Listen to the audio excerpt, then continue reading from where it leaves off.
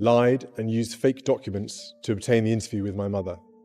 It is my view that the deceitful way the interview was obtained substantially influenced what my mother said. The interview was a major contribution to making my parents' relationship worse and has since hurt countless others. A deep wave of sorrow has swept across the United Kingdom as Prince William faces one of the most gut-wrenching moments of his life. The man known for his calm strength and quiet dignity now stands visibly shaken. Behind the royal smiles and polished appearances, an emotional storm has broken loose, one that strikes straight through his heart and ripples through the nation. What could have possibly caused such pain to the future king's world? The truth begins quietly, like the calm before a storm. The morning sun crept over Windsor Castle, casting golden light on its ancient walls. Prince William stepped into the gardens, the weight on his shoulders briefly melting away. The cool air brushed his face, the scent of roses hung heavy, and birds cut across the pale sky. For the first time in days, he felt a flicker of calm.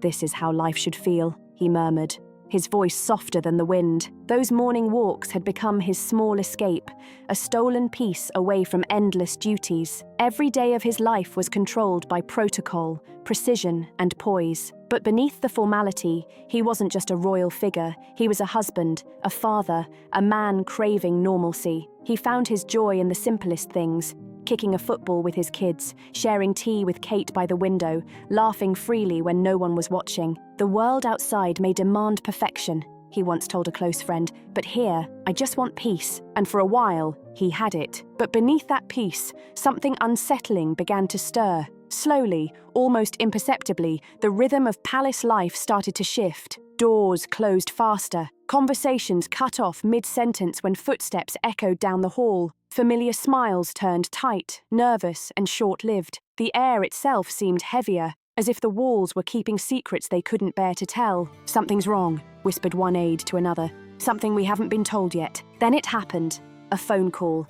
Just one piercing ring in the still hours before dawn. A trusted aide answered, her face draining of colour within seconds. No one heard the full message, but whatever it was, it changed everything. Without a word, she bolted through the marble corridors, her hurried footsteps echoing in the cold halls. By sunrise, Windsor Castle was no longer the same. Doors once open were locked tight, curtains were drawn, guards stiffened at their posts. From the outside, Windsor still gleamed with royal calm, but inside, unease spread like smoke. Before long, quiet movement connected Windsor to the other royal residences: Kensington Palace, Buckingham Palace, and even Balmoral. Couriers arrived and departed at strange hours, clutching sealed envelopes stamped with the royal crest. Advisors were called into late-night meetings that stretched endlessly. "This isn't routine," muttered one insider gravely. "Something serious has reached the very top." William felt it before anyone spoke. His aides avoided his gaze. His father's staff whispered behind closed doors. Even Kate could feel it, that silent dread lurking in every shadowed corner. "What's going on?" William asked one morning, his voice firm, yet filled with worry. The silence that followed was louder than any answer. That night, he stood by the window of his study, gazing out into the darkness that cloaked Windsor. The castle lights shimmered faintly across the grounds, glowing like ghosts of memories past. He thought of his mother, of the pain that had once consumed him, and the strength he had painfully built from her loss. "I thought I'd seen the worst," he whispered to himself. But deep down, he knew something darker was coming. Something had arrived to shatter the fragile peace Prince William had fought so hard to protect. But what could possibly be powerful enough to break through the silence of Windsor that night and drag him right back into the storm? Keep watching, because the call that shattered the night would change everything. The corridors of Windsor were wrapped in silence, the kind that feels both sacred and haunting. A single clock ticked on the wall, marking each second of an ordinary night that was about to turn extraordinary. Prince William sat alone at his desk, the soft golden light spilling across papers, scattered with notes and letters. He was moments away from rest, just one more duty completed after another long, draining day. Outside, rain tapped gently against the window pane, a rhythm of calm that almost fooled him into believing peace had returned. But peace never stays long in the royal world. It's a guest that always leaves too soon. The phone rang suddenly, sharp and relentless, slicing through the quiet like a blade. Once, twice, then again. William glanced at the clock. It was well past midnight. No one called at this hour unless something was terribly wrong. The sound echoed in the still room as he hesitated for a heartbeat, before finally answering. "This is William," he said softly, his voice calm but weary. For a moment, only silence answered. Then came a trembling voice, hesitant, cracking, and heavy with dread. "Your Royal Highness, there's been an incident." The words hung in the air like ice. William froze. His grip tightened around the phone as the world seemed to hold its breath. "What kind of incident?" he asked, his tone suddenly sharp. The pause that followed felt endless, thick, suffocating. The rain outside faded into a blur, and then the voice returned, low and broken. What it said was final, clear, unforgiving. William's chest tightened. The room around him began to shrink. His pulse roared in his ears. "No!" he whispered, his voice cracking.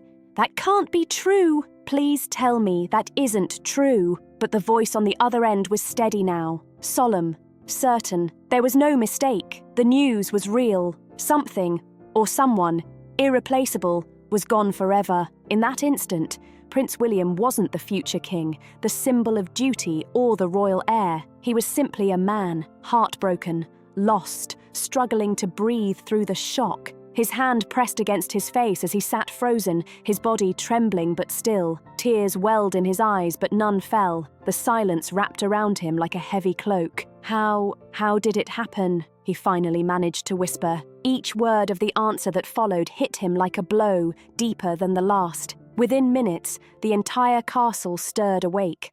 Lights flickered to life in far corridors. Footsteps rushed across polished floors. Phones rang behind closed doors. Senior aides were called urgently from their quarters. Guards repositioned, their expressions grim. Whispered orders spread through the air like fire, swift and unstoppable. Windsor sealed itself from the world. Communications were cut, calls restricted, messages silenced. The grand palace had turned into a fortress of grief. Moments later, Kate appeared, her face pale, eyes wide, fear written across every line. She didn't need to ask. One look at William told her everything.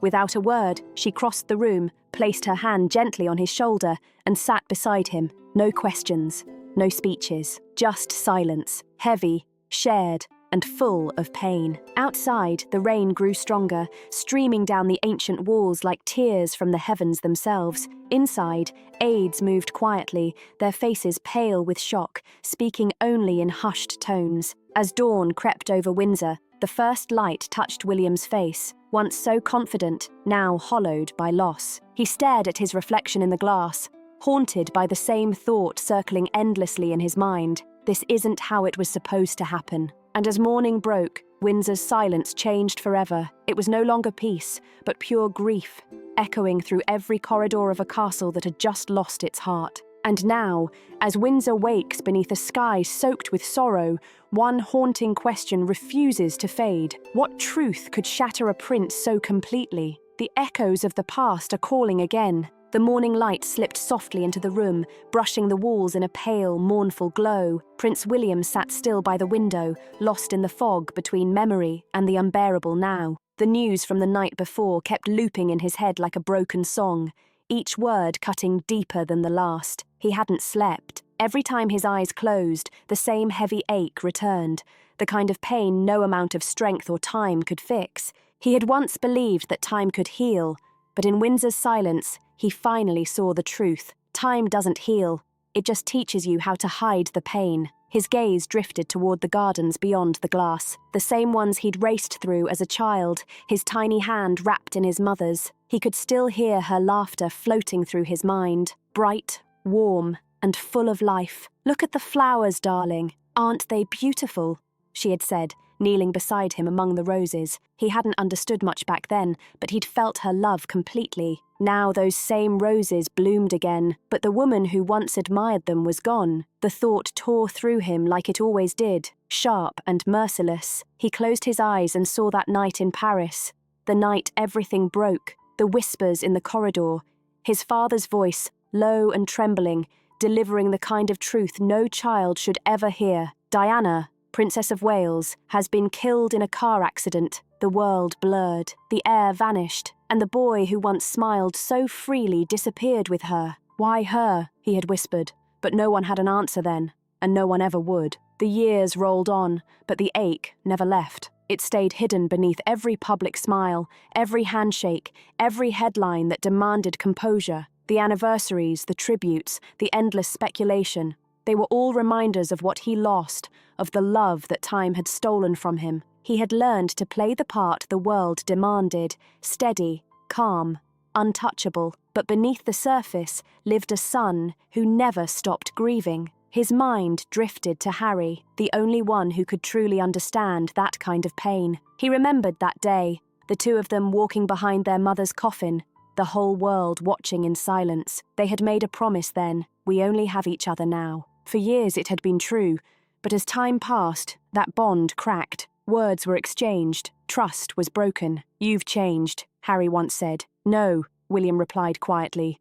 I've had to. Now, as he stood again in the shadow of tragedy, that old wound tore open, raw and familiar. It felt as if fate itself was forcing him to relive the same heartbreak, to face the same emptiness all over again. He walked through the long corridor lined with portraits until his eyes found one, his mother, painted in soft tones, her eyes tender and kind. I tried, Mom, he whispered, voice trembling. I really tried. The air grew still, almost sacred, as though Windsor itself was listening. He thought of her lessons, compassion, courage, grace, and how they felt like both blessings and burdens now. He remembered the flashing cameras, the endless headlines, the pain of being watched yet never truly seen. He had built a life, a family, a legacy, but the pain had never left. It simply waited, quiet and patient, until moments like this. Moments that reminded him grief doesn't vanish.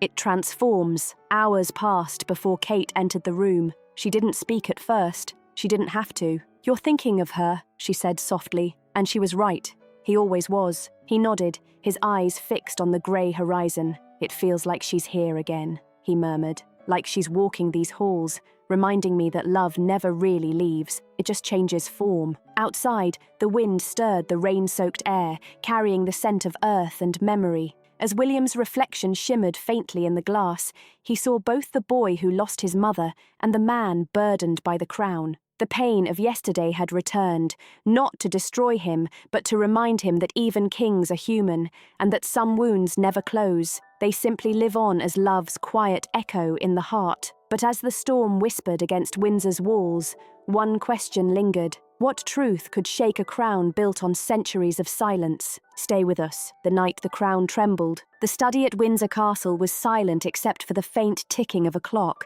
a sound that now felt unbearably loud. Prince William sat at his desk, staring at a sealed folder that had just been delivered by a senior aide who couldn't quite meet his eyes. The folder's weight seemed to press down on him, heavy with truths that could alter lives. His hand trembled slightly as he broke the seal. Across the room, Kate stood near the window, her arms folded, her face pale but composed. You don't have to face this alone, she whispered. But both knew the truth. Some burdens were his alone to carry. He opened the folder, line after line. The words carved themselves into his chest. Each sentence felt like a blow. The air seemed to thin by the time he reached the final page. His heart had gone cold. What he had feared most had been confirmed.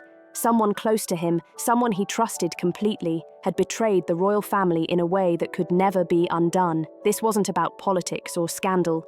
It was personal, devastatingly personal. William leaned back in his chair, staring blankly ahead. No, he muttered, shaking his head, but denial couldn't rewrite what was written. The proof was there, undeniable, irreversible. Kate stepped closer, her voice soft but urgent. What does it say? He met her gaze, his eyes clouded with pain. It's the end of something sacred, he said quietly. The room seemed to shrink around them. Even the air felt heavy, as though the old castle itself understood the gravity of what had been lost. Within minutes, whispers turned into movement. Doors were locked. Senior advisors were called in, their faces grave as they gathered in the same study. William placed the documents on the table. No one spoke at first. They simply read in stunned silence. One by one, their expressions shifted from confusion to disbelief, and finally, sorrow. It's true, William said, his voice low and steady. There's no mistake. A long silence followed. "What do we do now?" an advisor finally asked. William drew a slow breath. "We protect what's left," he replied. "The truth stays here. The world is not ready." As the hours dragged on, the pain refused to fade. Memories of laughter and loyalty now felt hollow, heavy with betrayal. William thought of his children and how one day they might learn that even love and loyalty could be shattered, that being royal did not shield one from heartbreak. When dusk settled, he stepped outside into the gardens. The air was cool, the ground damp from morning rain. He stopped beneath the old oak tree his mother had loved and whispered, "It's happening again." In that quiet, he could almost hear her voice, gentle, steadfast, reminding him that true strength wasn't silence, but endurance. By nightfall, Windsor's windows glowed softly against the dark sky. Inside, the family spoke in hushed tones, while beyond the palace gates, reporters waited in the rain, sensing that something had cracked behind those walls. Back in his study, William ran his hand over the letter one last time before locking it away. As midnight struck, he gazed through the window at the cold, distant stars. The burden was his alone now, the secret, the sorrow, the duty to protect what remained. And though the world outside slept unaware, something within those ancient walls had changed forever. What truth could be so devastating that even a future king must guard it in silence? The answer hid behind Windsor's glowing gates, echoing through its golden halls. By sunrise, the whispers had already begun. Something had gone terribly wrong behind those gilded walls, and though no one dared say it aloud, fear had settled like fog over Windsor. Court aides moved quickly through the corridors, their faces pale, their voices low. "No statement yet," one muttered. "We wait for the prince's instruction." But even they knew silence could not hold back the tide forever. The truth was too heavy, and the world was already asking questions. Outside, reporters gathered like vultures in the rain. Flashing lights pierced the mist, microphones jutted forward, and urgent voices filled the air, desperate for a single sound bite. The press could smell a crisis, not just a scandal, but a reckoning, a royal reckoning. Every passing hour brought new headlines, each one more breathless than the last. Shock at the palace. Prince William faces the unthinkable. The frenzy had begun, wild and unstoppable. Inside, the air grew heavier with each minute. Advisors rushed in and out of rooms, clutching folders, whispering over phones, their faces drawn with exhaustion. In one private corner, a handful of officials debated every word of a potential statement. "We must calm the public," one insisted, "but we cannot reveal too much." Not yet. Every phrase felt like walking on glass. One wrong word could ignite another inferno. The fate of the monarchy seemed to rest on a handful of carefully measured sentences. At the centre of it all sat Prince William, silent at the long table. His posture was calm, but his eyes betrayed the storm within. "They'll twist every word," he murmured, almost to himself. "They always do." Across from him, Kate watched with quiet strength. She wanted to reach out, to tell him he wasn't alone, but she knew there were moments when even love could not carry the weight of duty. "Whatever happens," she whispered, "we face it, together." Beyond those gilded gates, the palace still gleamed under the morning sun, solid, eternal, unshaken. But inside, laughter had vanished, replaced by whispers and dread. Every knock on a door, every hurried step echoed like an omen. Courtiers exchanged nervous glances. "It's spreading too fast," one aide warned. "We can't contain it." Rumours flew like startled birds, some true, most imagined, each one chipping away at the fragile illusion of royal perfection. When the time came, William stood before the mirror, straightening his tie, forcing composure into his reflection. "Hold steady," he whispered.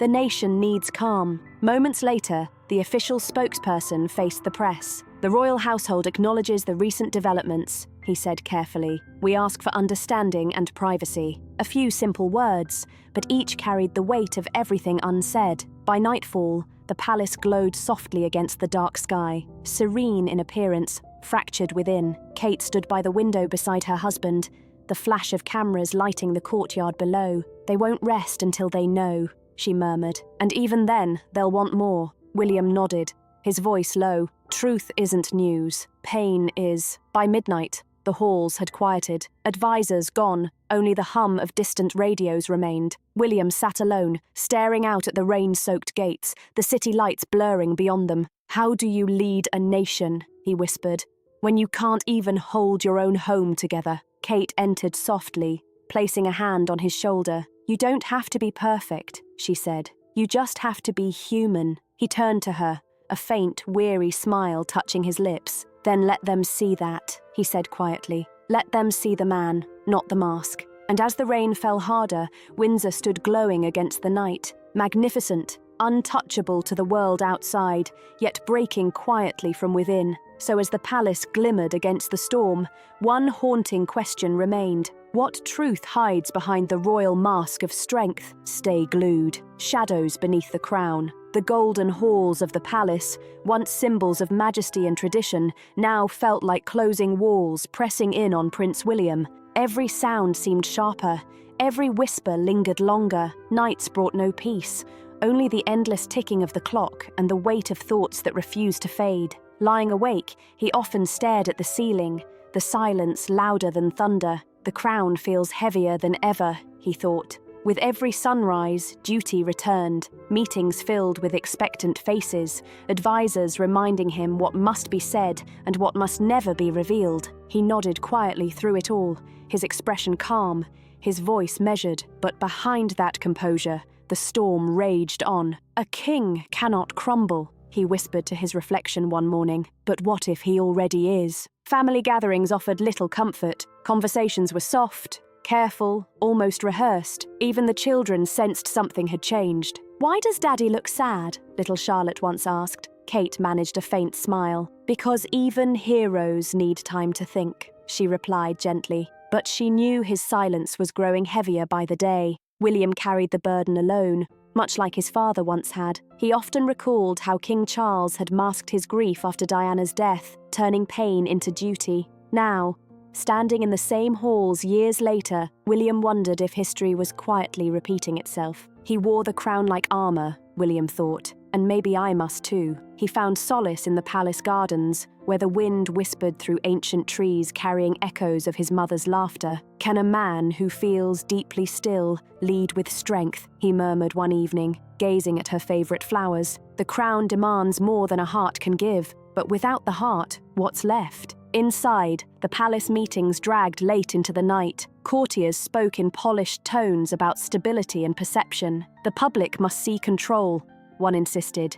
"They cannot sense weakness." William listened quietly, his fingers interlocked. When the room finally fell silent, he said softly, "Strength isn't silence. It's standing even when you're breaking inside." His words hung in the air, truth too raw to answer. In the days that followed, his warmth faded into quiet restraint. He ate little, slept less. "He's not himself," whispered an aide. "He's lost in something he can't share yet." Through it all, Kate remained beside him, her silence gentle, her presence grounding. On sleepless nights, she found him by the window, watching raindrops race down the glass. "You can't carry the world, Will," she'd whisper. "You're only human." He turned to her with tired eyes. "That's the problem," he said. "The world doesn't want a human king. They want a symbol." He looked away, his voice low. "But symbols feel pain too." And as the days blurred into weeks, every smile, every wave to the crowds became an act of quiet endurance, a prince learning to lead